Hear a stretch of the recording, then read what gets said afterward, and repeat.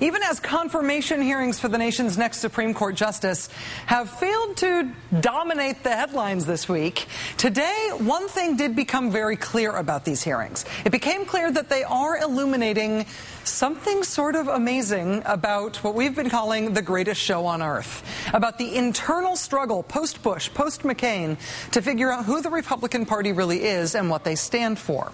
Inside the Senate right now, the opposition to Elena Kagen is sort of withering among Republicans. Most Republican senators say they are not going to vote for Elena Kagen, but they're also sort of conceding that, I guess she's all right.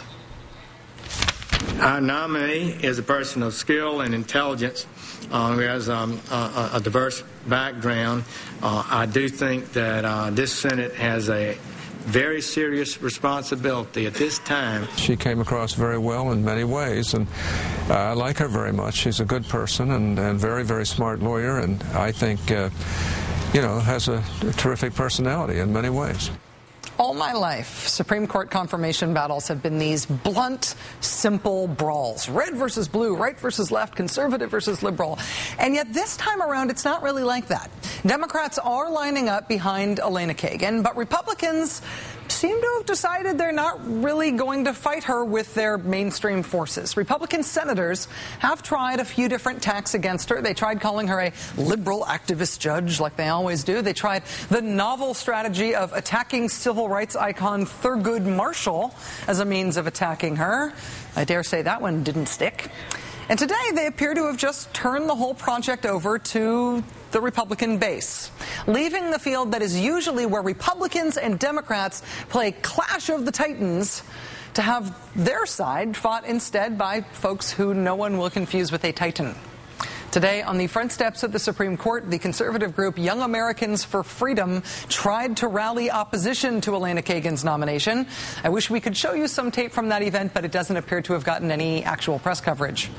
Young Americans for Freedom, though, however, did hold another rally against Elena Kagen even before these hearings got underway. Here's how that went. Students cannot afford to have Kagen on the bench for the next 40 years because of Kagen's appalling judgment to favor socialism over freedom. Students cannot afford the appointment of Kagen to the Supreme Court of the United States, where the Constitution will be subject to her socialist reinterpretation and revision. Her socialist revisionism. Goodbye, we the people. Hello, we the Politburo. Don't say you weren't warned. Yeah. A few years ago, Young Americans for Freedom was the group that was forced to distance itself from one of its own chapters when its members held a protest featuring signs with slogans like straight power, as in straight people power, and end faggotry. Their chapter at the University of Michigan also got itself in trouble that year when they held Catch an Illegal Immigrant Day on campus.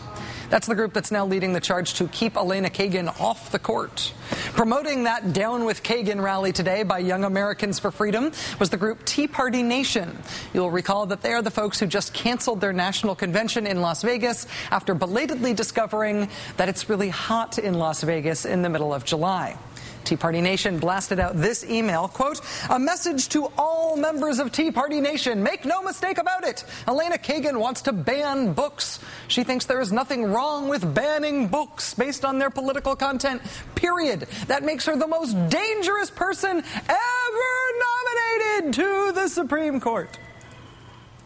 There's no truth to the she wants to ban books thing, but, sounds good when you yell it in scary voice.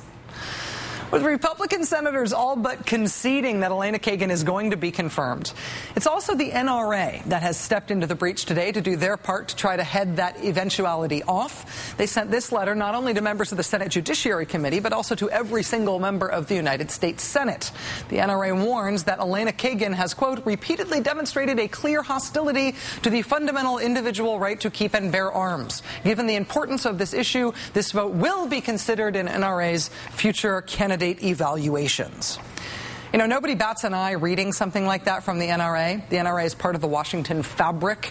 They're so powerful they are thought of as being reasonable by virtue of their size. But consider also the fact that the NRA is also the group that holds it against candidates if candidates don't support people on the terrorism watch list being allowed to buy guns.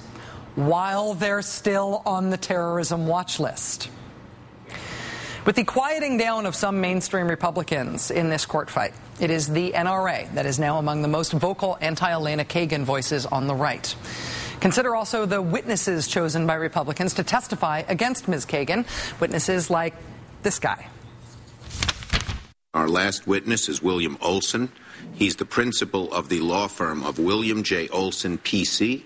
He received his J.D. from the University of Richmond and his B.A. from Brown University. Attorney William J. Olson. If you go to the website for Mr. Olson's law practice right now, you can see that among the expertise he brings to bear on a Supreme Court nomination is his propounding of a conspiracy theory that Obamacare might secretly be a mind control plot. Mr. Olson's co-counsel in his firm, Herb Titus, is cited in an article on the website WorldNet Daily that's titled, quote, Obamacare's Control Plan, Behavior Modification. That's the sort of thing that is being promoted on William Olson's law firm website. Because presumably the John Birch Society wasn't available to testify today against Elena Kagen. Today at the Huffington Post, Jasen Linkins took a deeper look into William Olson. Again, one of the Republican witnesses today against Elena Kagen. It turns out he is way more kookier than just Obamacare mind control. For instance, he's representing an organization called the Gold Antitrust Action Committee, which is worried that the U.S. government has been secretly flooding the market with gold from Fort Knox in order to keep its value low. His law firm is also representing Daniel Chapter 1, a Christian ministry that ran afoul of the FTC for running advertisements for miracle cancer cures with web headlines like, brain tumor gone!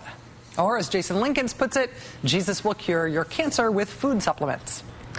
In my whole lifetime, Supreme Court nomination battles have been Clash of the Titans, big-hitting political battles. They've been the high point on the political calendar no matter what else was going on that year, even elections. And this time around, it's really not like that.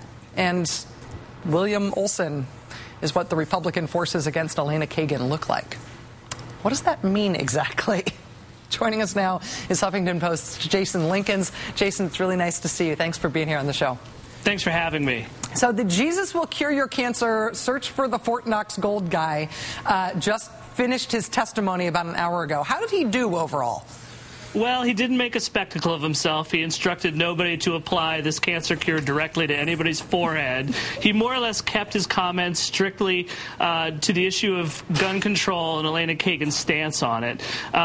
This is one of the more mainstream battles his law firm has fought. He filed an amicus brief in the recently decided Supreme Court case that overturned Chicago's gun ban.